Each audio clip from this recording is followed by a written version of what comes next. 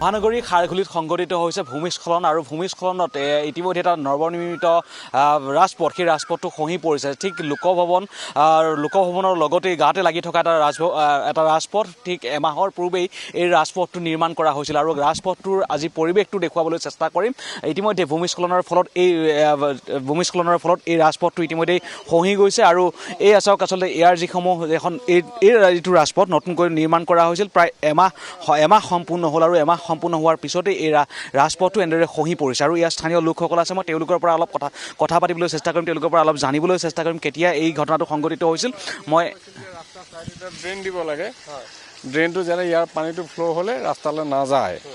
তেওঁলোকে নুশুনিলে কথা। আমি ইঞ্জিনিয়াৰৰ অফিচতো দুবাৰ গৈছোঁ, ইঞ্জিনিয়াৰক মাতি আনিছোঁ, দেখাইছোঁ যে ৰাস্তা হৈ যাব কিন্তু নহ'ল। কেতিয়া হৈছে সেইটো কালি নে পৰহি ৰাতি, মই একজেক্ট টাইমটো নাজানো, মই এইফালে তেনেকৈ অহা নাছিলোঁ।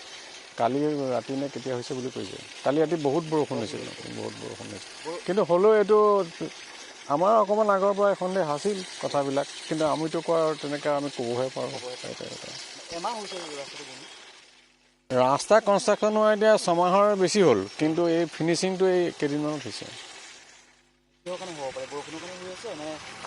নহয়, বৰষুণটোতো বহুত জেগাতে হয়, সেইটো ৰাস্তাটো বৰষুণ হৈ আছে, সেইটোতো খহি যোৱা নাই।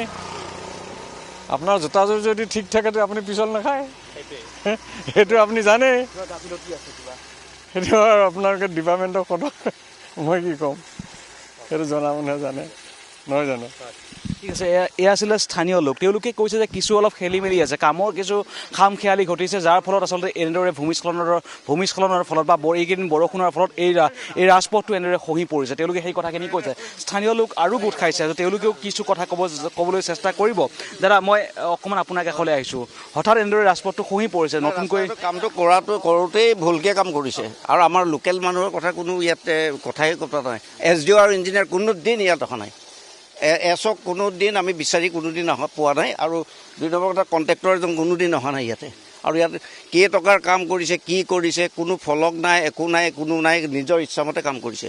আৰু পাব্লিক মানুহ গোটেইখিনি আহি কৈছে, ছেক্ৰেটৰী আহি বাৰ কৈছে যে এইটো কি আছে কি নাই, আমি কৰিম হ'ব। SDO ইঞ্জিনিয়াৰ তাত নটিচ দিয়া হৈছে, চিফ ইঞ্জিনিয়াৰ তাত দিয়া হৈছে, কাগজ পত্ৰ দিয়া হৈছে, কোনোদিন এইখিনি ৰিপ্লাই দিয়া নাই। আৰু কোনোদিন SDO ইঞ্জিনিয়াৰ নাহিলেই। এইটো 3 বছৰৰ পৰা কাম কৰিয়ে আছে, আজিলৈকে শেষ কৰিব পৰা নাই। এনেকৈ হ'ব, এইপিনে সিটো ছাইডেও ভাগিব আৰু কোনো হেৰি দি কৰা নাই, ড্ৰেইন নাই, হেৰি নাই, কোনো কামবিলাক কোনো হেৰি নাই কৰা। আৰু ৱালখন বোল্ডাৰ ৱাল যেতিয়া দিছিলে তেতিয়াই ফাটিছে, তেতিয়া আমি কৈছে এইখন ভাগি যাব, হ'ব আপোনালোকে সেইবোৰ চাব নালাগে, আপোনালোকৰ ৰাস্তা লাগে, ৰাস্তা দিম, আপুনি সেইবোৰ চোৱাৰ কোনো প্ৰয়োজন নাই। এতিয়া ৰাস্তাটো ভাগি মানে গোটেইখন ভাগি গৈ আছে। হয়, আৰু এই তেখেতসকলৰ ঘৰেই ভাগিলে হয়, এই কোৱাৰ্টাৰকেইটা গভৰ্ণৰ হাউচৰ কাষতে। আৰু আমি এই ৰাস্তাটোৰ কাৰণে আজি চাওক, চব ৰাস্তা হৈছে, কিন্তু এই ৰাস্তাটো আজি কিমান বছৰৰ পিছত এতিয়া হৈছে, সদায় এই ৰাস্তাটো ভালকৈ কৰা নাই। এইটো আমাৰ খাৰঘুলি সংযোগী হয়, কোনো ৰাস্তাটো কোনো নিয়ম হেৰিমতে কৰা নাই। আৰু এছও কোনোদিন ইয়াত অহাই নাই, এছও অহা নাই, কণ্ট্ৰেক্টৰো অহা নাই। হয়, আৰু পানী পাইপডালটো ফটা আজি এইটো 4-5 মাহৰ পৰা গৈ আছে, কোনো এইটো দেখা নাই। তেওঁলোকক মাতি আনি আমি দেখাইছোঁ, ৱাটাৰ ছাপ্লাই মানুহ, তেওঁলোকে কোনো মন কাণো দিয়া নাই। এইটো মিউনিচিপালিটি মানুহ, ইঞ্জিনিয়াৰ আনি দেখাইছোঁ, জুনিয়ৰ ইঞ্জিনিয়াৰকো দেখাইছোঁ, তেওঁলোকে কৈছে হ'ব এইটো কৰিম দিয়ক, এনেকৈ কৰা নাই। এয়া আছিলে স্থানীয় লোকসকল। তেওঁলোকে উল্লেখ কৰিছে, মই অলপ মন্তব্য পিছত ল'ম, তাৰ পূৰ্বে মই পৰিৱেশটো অলপ দেখুৱাই দিছোঁ। চাওক, এইকেইটা ঘৰ যিকেইটা আচলতে ভূমিস্খলন হৈছে বা এই স্থানটোৰ লগতে যিকেইটা ঘৰ লাগি আছে, এইকেইটা হৈছে লোকভৱনৰ কোৱাৰ্টাৰ।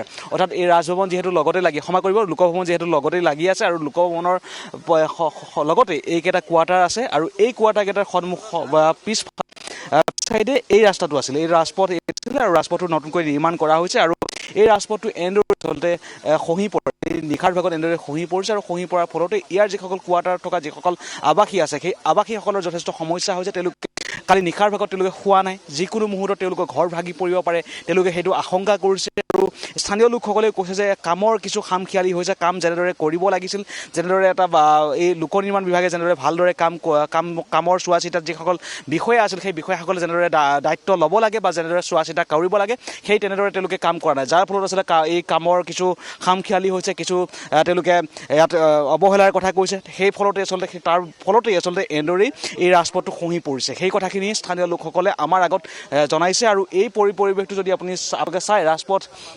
ৰাজপথটো আচলতে ভালদৰে নিৰ্মাণ কৰা নাই বুলি তেওঁলোকে এটা অভিযোগ উত্থাপন কৰিছে। আৰু এনেদৰেই কালি নিশাৰ ভাগত সেই বৰষুণৰ ফলতেই যিহেতু ৰাজপথটো ভালদৰে নিৰ্মাণ নকৰিলে, তাৰ ফলত বৰষুণ এইকেইদিন ধাৰাবাহিকভাৱে বৰষুণ পৰি আছে আৰু বৰষুণৰ ফলতেই এনেদৰে এই ৰাজপথটো এনেদৰে খহি পৰা দেখিবলৈ পোৱা গৈছে। আৰু ইতিমধ্যে ইয়াৰ আৱাসীসকল, যিসকল ওচৰ পাজৰ যিসকল স্থানীয় লোক আছে বা কোৱাৰ্টাৰত যিসকল লোক থাকে, সেই লোকসকলে তেওঁলোকে যথেষ্ট আশংকাত ভুগিছে যে যিকোনো মুহূৰ্তত তেওঁলোকৰ ঘৰলৈ তেওঁলোকৰ বিপদ আহিব পাৰে। সেই কথাখিনি তেওঁলোকে উল্লেখ কৰিছে। তেওঁলোকে শুব নোৱাৰা এটা পৰিৱেশ হৈছে, যিকোনো মুহূৰ্তত এই গোটেই ৰাজপথটো খহি যাব।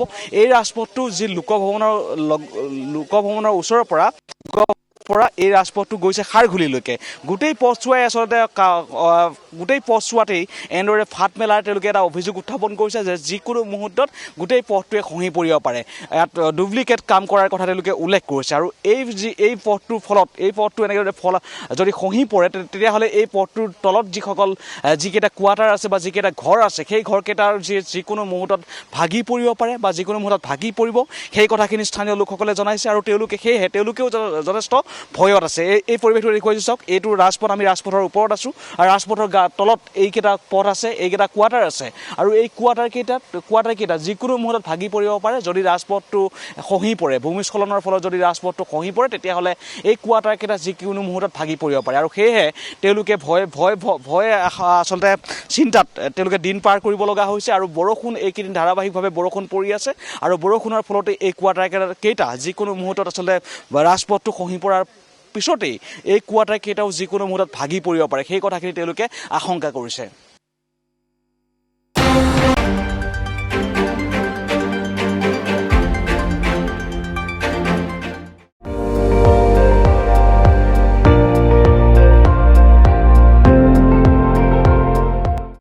আপুনি চাই আছে ND24, সৰ্বশ্ৰেষ্ঠ নহয় সৰ্বোত্তমৰ দৌৰত।